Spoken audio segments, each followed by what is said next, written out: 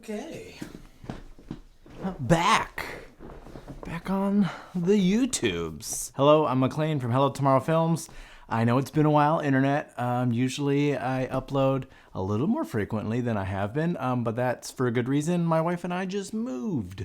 We are in a new place, so please forgive this new A-roll setup with all the green. I know I wore a green shirt, that was dumb. But I wanted to get back on YouTube real quick before I revamp the space into something a bit more me. To talk to you about this guy. This is the Zhiyun Weebill 2. And it's a gimbal, and it's really small, and it's really cool. And let's talk about it.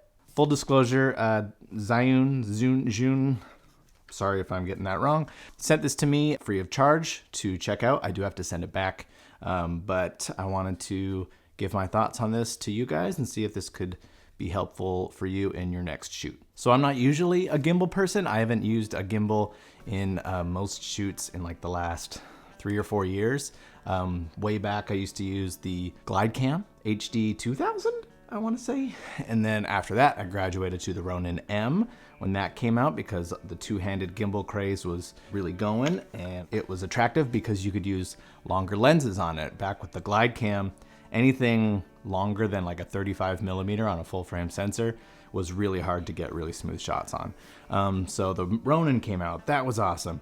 Way too big for run and gun filmmaking, I found. It didn't even have a built-in stand. You had to lug around a stand. So when the one-handed gimbal started coming out, I got really interested.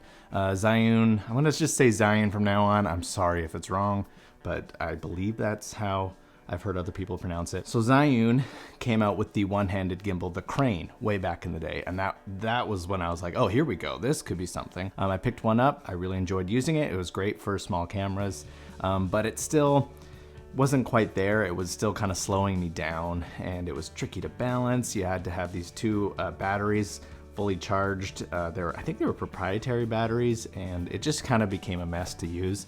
So I just put gimbals down altogether for a long time and haven't really looked back because my style's kind of evolved into a point where I don't like shooting gimbals a whole lot. I really enjoy using shooting handheld. So when the Weebill 2 came out and I was able to get my hands on it, I thought, okay, maybe the technology has gotten to a place where it'll just be easier to use and less finicky, and I'll have less headaches and maybe enjoy using a gimbal again. So first thing I noticed when I opened the package that Zhiyun sent to me, it's really small. I was really impressed. It came in a pretty small carrying case with a little handle, which was really great. They sent me their Pro package, I want to say it was called. It has a few more accessories like a video transmitter, which we'll get into later, and a few other bits and bobs.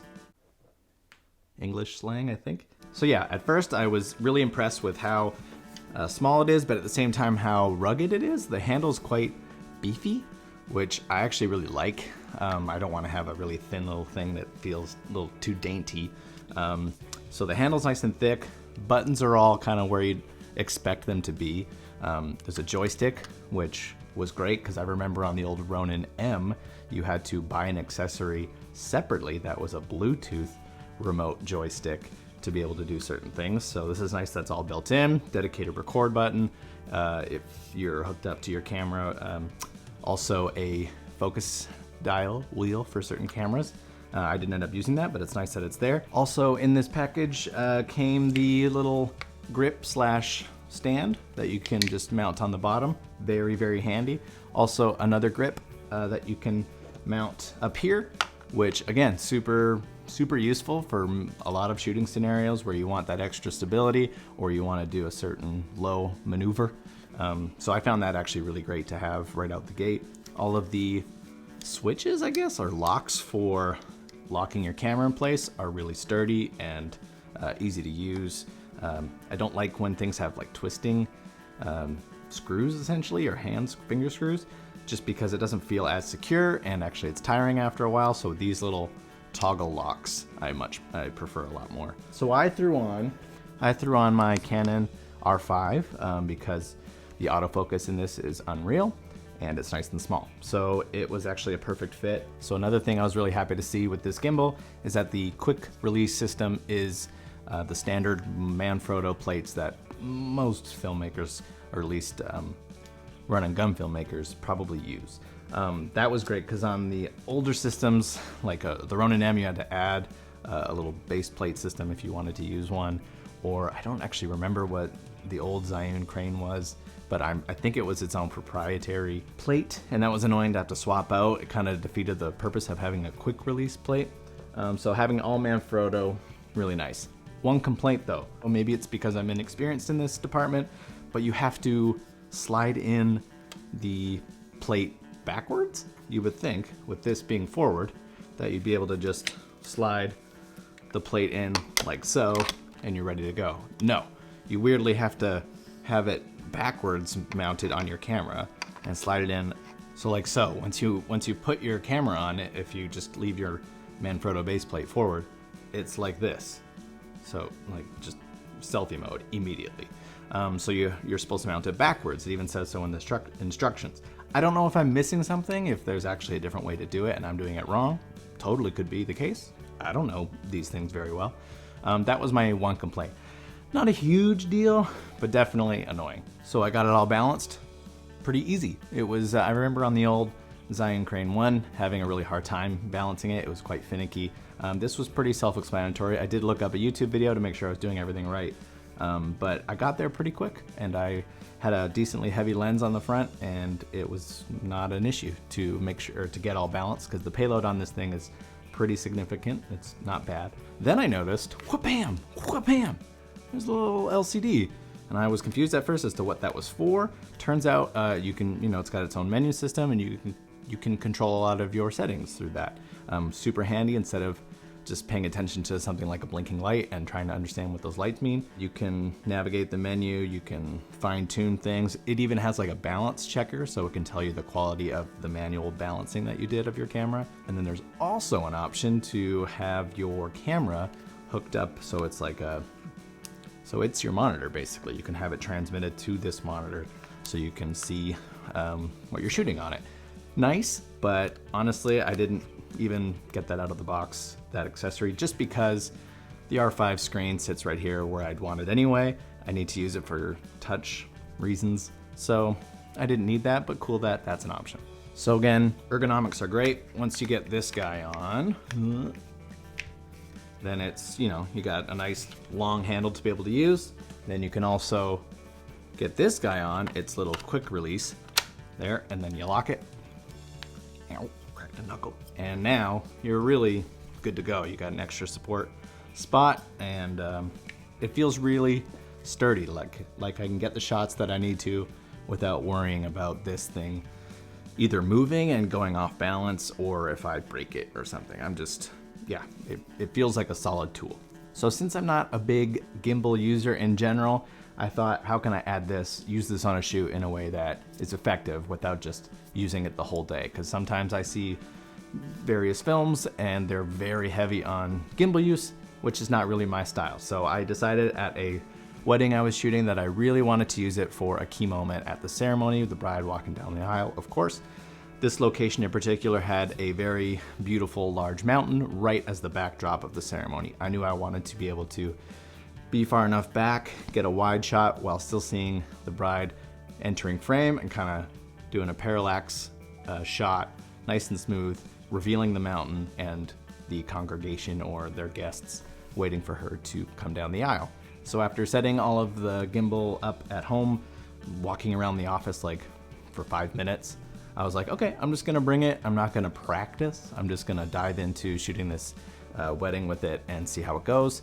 Warmed up a little bit at the ceremony with some detail shots, some standard stuff, just to kind of make sure I knew how it operated and felt. I was happy to see that the panning worked as you turned. It would kind of feel or sense your motion and follow that. Again, probably standard practice with modern gimbals, but I haven't really used them, so it was cool to see that. Tilting, I did have to use the joystick. Found out later that you can change in the settings, so if you need to tilt up or down, the motors will follow you. Didn't know that, but anyway, nice to know now. Aisle walk time came, got warmed up, set myself up in the spot I wanted to be. Sure enough, the bride walks down the aisle. Gimbal works exactly as I was hoping it would. I was very happy with it, especially having almost no time with this thing other than setting it up. So it was really great to be able to just dive in, start shooting with it, and get a great result. So I actually put this Sigma Art 24-70 onto the R5. It's a heavy lens, so I wasn't really quite sure how it was gonna take that payload, especially with it being really front heavy because it's so heavy. But it actually turned out great. I actually balanced the camera with the lens on at 50 millimeters, so that way if I wanted to zoom out to 35 or into 70 for a various moment, that I would be able to quickly, and the motors would be able to compensate for the weight difference compared to how I balanced it, you know? It performed great, so it was encouraging to see it could take a pretty heavy lens on a small camera, no problem. So one thing I mentioned about the old crane, the original crane, that I didn't love was the batteries that you had to unscrew the bottom, plop these large batteries in, and it just became cumbersome, especially when traveling. I didn't want to have to fuss with that. So when I found out this had an internal battery, I thought that was great, although I'm sure that you sacrifice a little bit of battery life with that. For me, I'm not using this all day, like turned on for 12 hours. I believe Zhiyun claims that this can have 9 hours of battery life. I didn't actually use it for that long, so I can't attest to that exact battery life, but for what I'm using it for, which is here and there throughout a wedding day, no problem. It's super great that it's USB-C rechargeable, so again, one less thing I have to carry around. I just have my standard USB-C accessories that I'm able to just plug in, charge, good to go. So I know there are tons of great products out there by Zhiyun and other companies, great products similar to this, great one-handed gimbals, and I haven't used any of them, so keep that in mind as you are listening to all my opinions. But in my use case, this was an awesome product. My style of shooting is really handheld heavy. I don't like having a lot of accessories. I use tripods, monopods occasionally, but adding this to my kit, I don't know if I actually would for weddings, but that's mainly just my preference of my style. Other people who like gimbals and the look that it provides, this is awesome. I think you should consider the Weebill 2.